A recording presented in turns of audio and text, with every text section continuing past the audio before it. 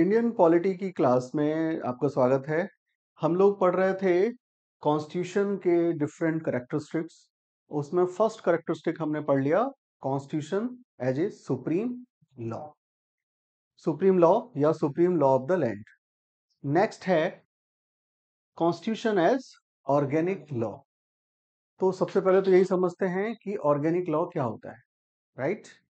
Organic law का मतलब है उस लॉ को हम ऑर्गेनिक लॉ कहते हैं जो a law that provides an administrative system और administrative structure, प्रशासन के लिए संरचना प्रदान करने का काम है संविधान का। तो एक नेक्स्ट कैरेक्टरिस्टिक है, कॉन्स्टिट्यूशन प्रोवाइड करता है क्या, ऑर्गेनिक लॉ है क्योंकि वो प्रोवाइड करता है एडमिनिस्ट्रेटिव सिस्टम और एडमिनिस्ट्रेटिव स्ट्रक्चर।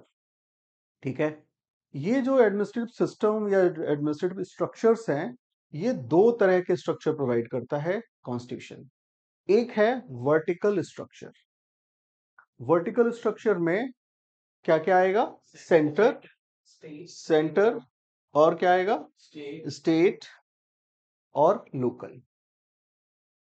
सेंटर जिसको हम यूनियन भी कह सकते हैं, कहते हैं भारत में, इसके पास वो एडमिनिस्ट्रेटिव स्ट्रक्चर्स होते हैं, एडमिनिस्ट्रेशन के वो सारे सब्जेक्ट्स होते हैं जो नेशनल इंपॉर्टेंस, जिनका इंपॉर्टेंस नेशनल लेवल पर होता है, राइट।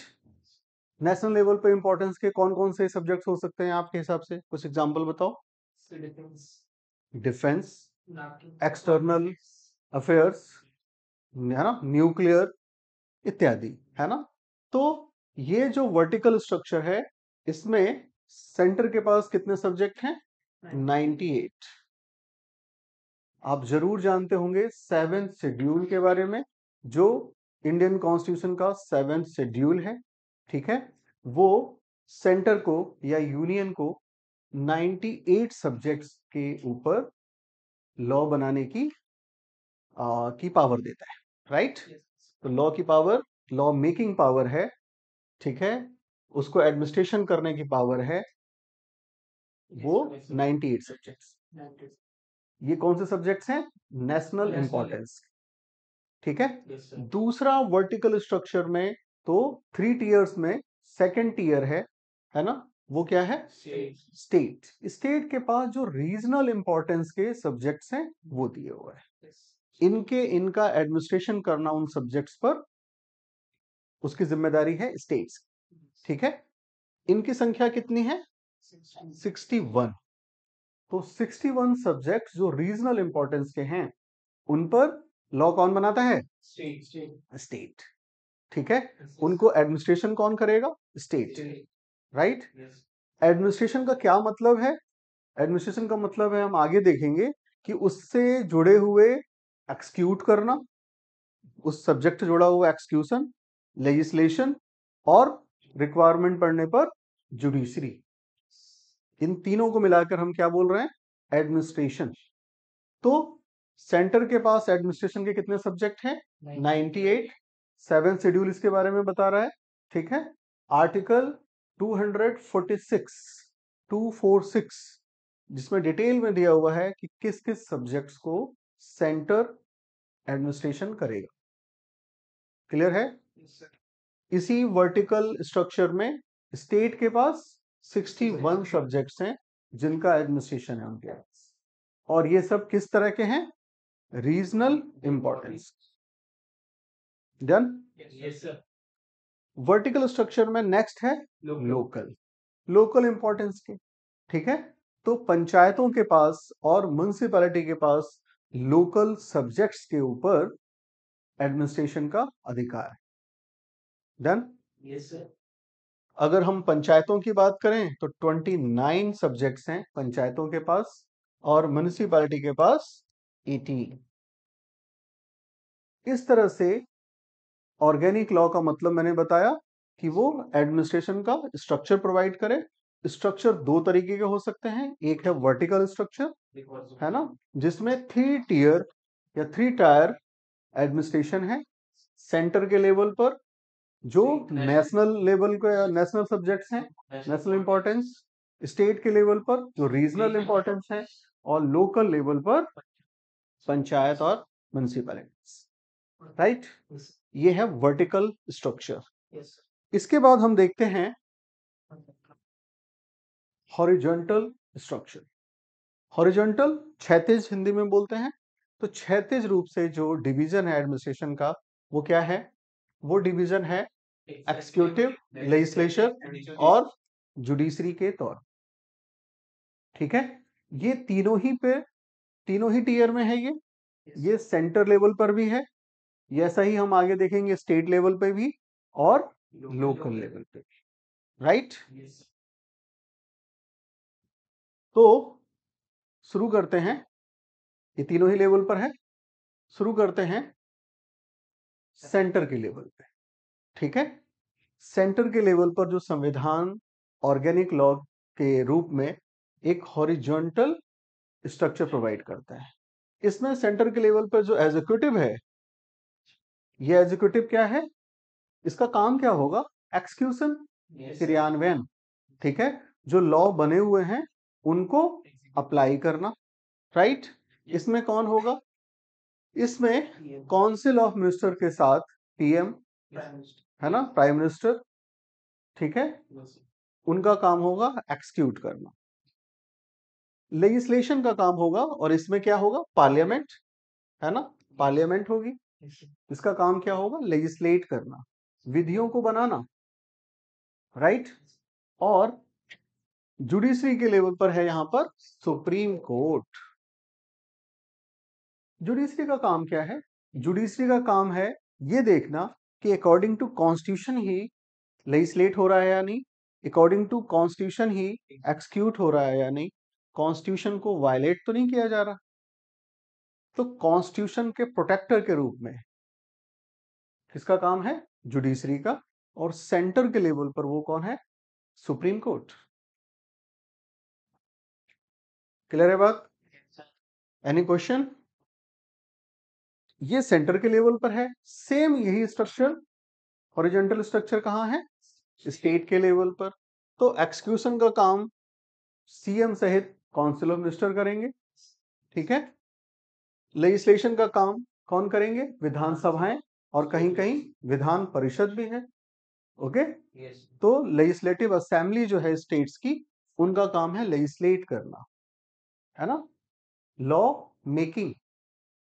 ओके, और जुडिशरी के लेवल पर हाई कोर्ट्स और डिस्ट्रिक्ट कोर्ट्स,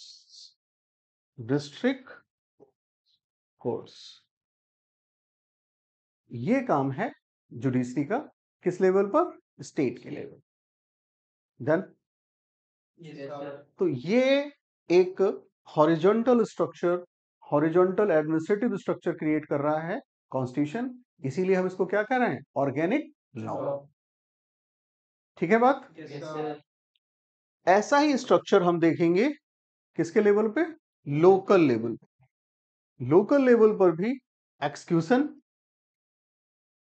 कौन करेंगे?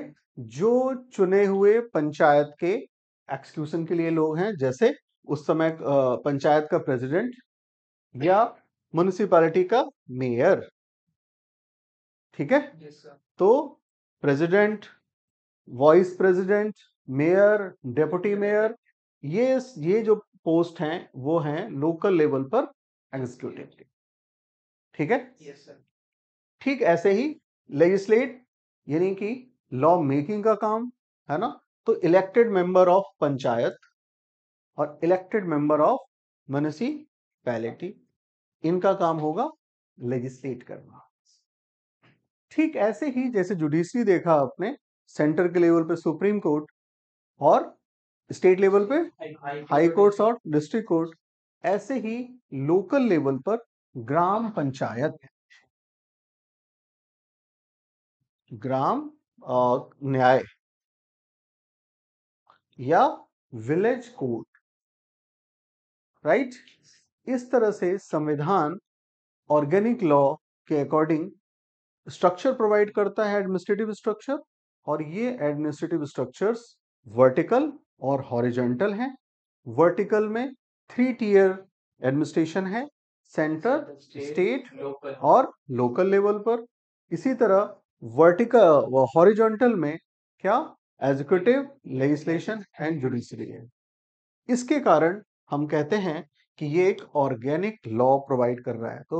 तो हम जैसा कि आपने देखा, जो कॉन्स्टिट्यूशन है उसका एक कैरेक्टरिस्टिक क्या है, ऑर्गेनिक लॉ, राइट, जिसमें वर्टिकल स्ट्रक्चर और हॉरिजॉन्टल स्ट्रक्चर प्रोवाइड किया जा रहा है। Any question? ठीक है।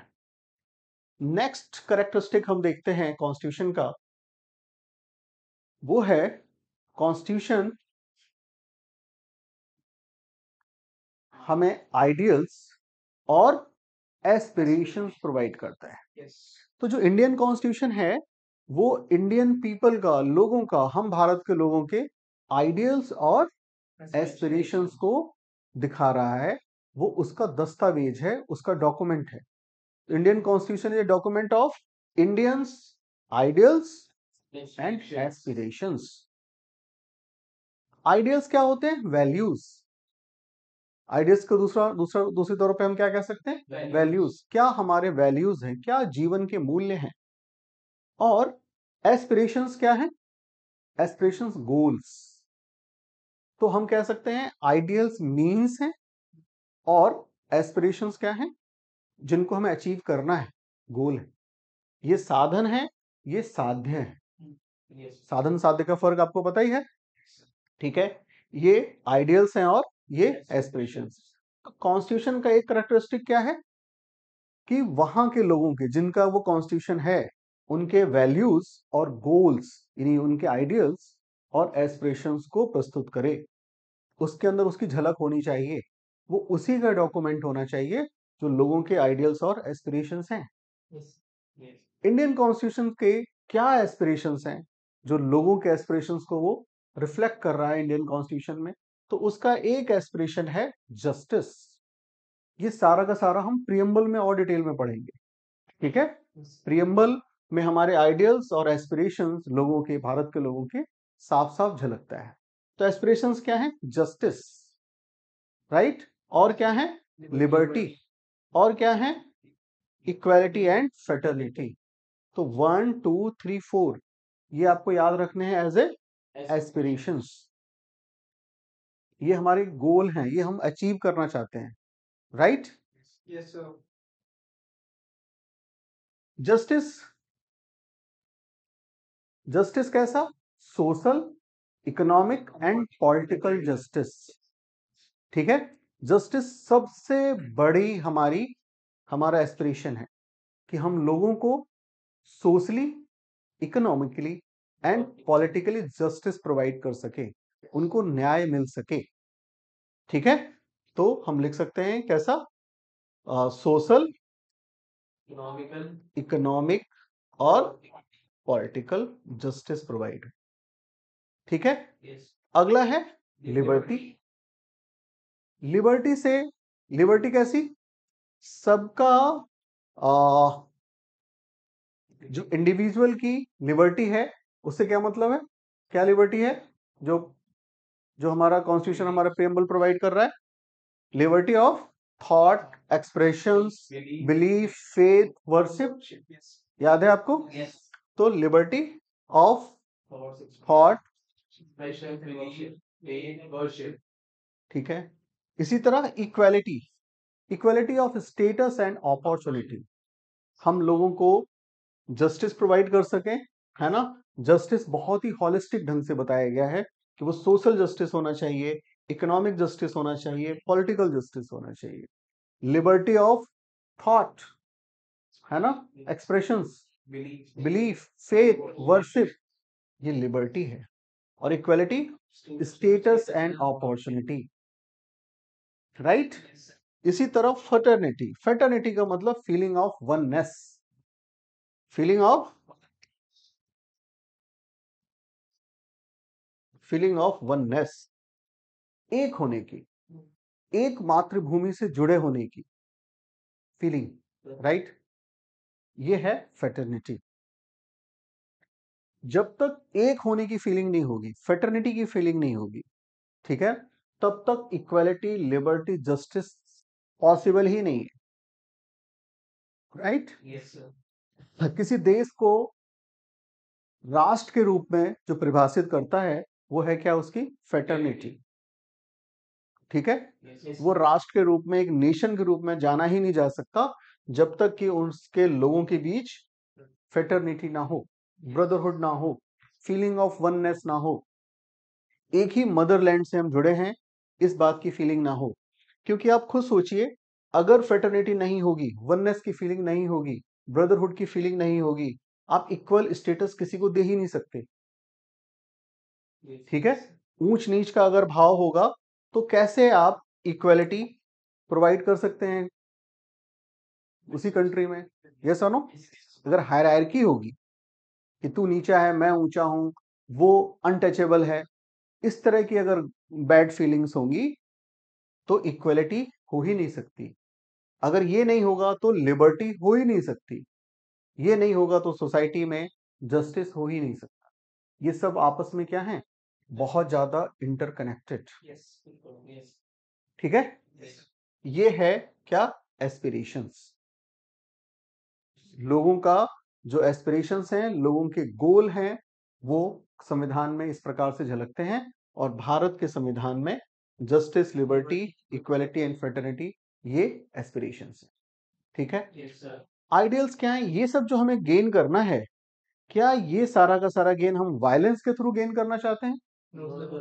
क्या ये आइडिया तो कई कंट्रीज में एज ए कॉन्सेप्ट ये आया कि इसको गेन किया जा सकता है वायलेंस से?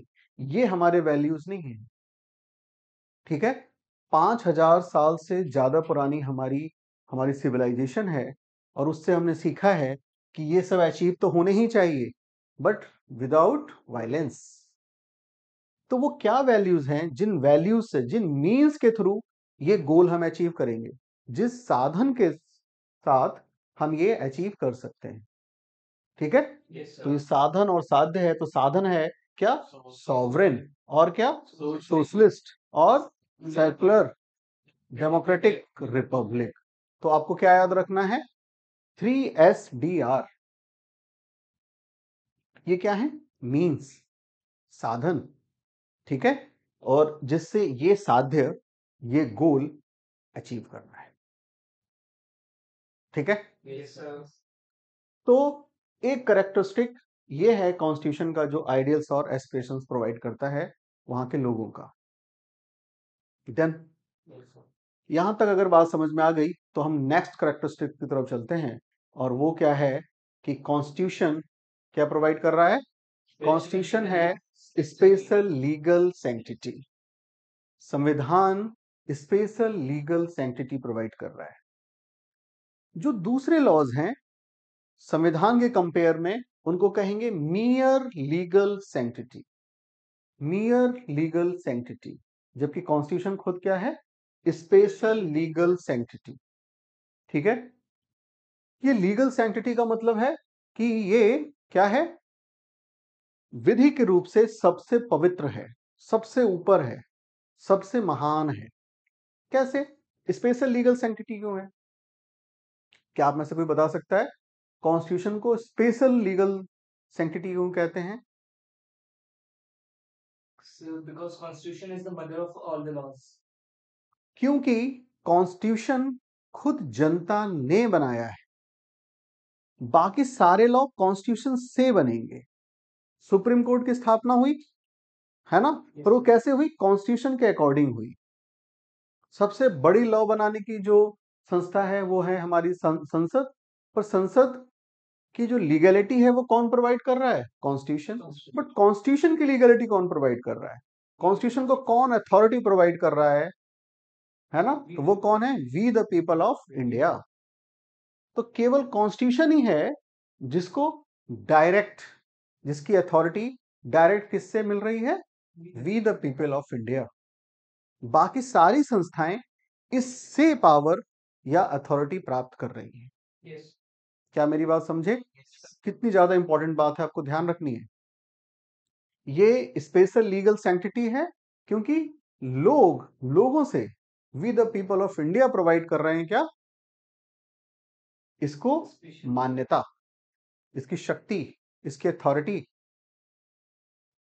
इसकी अथॉरिटी सीधे we the people of India से आ रही है, बाकी सभी संस्थाओं की कॉन्स्टिट्यूशन से आ रही है। इसीलिए मैंने कहा कि संविधान के अलावा बाकी सभी जो इंस्टीट्यूशंस हैं वो मियर लीगल सैंक्टिटी है, मतलब इसके बाद के।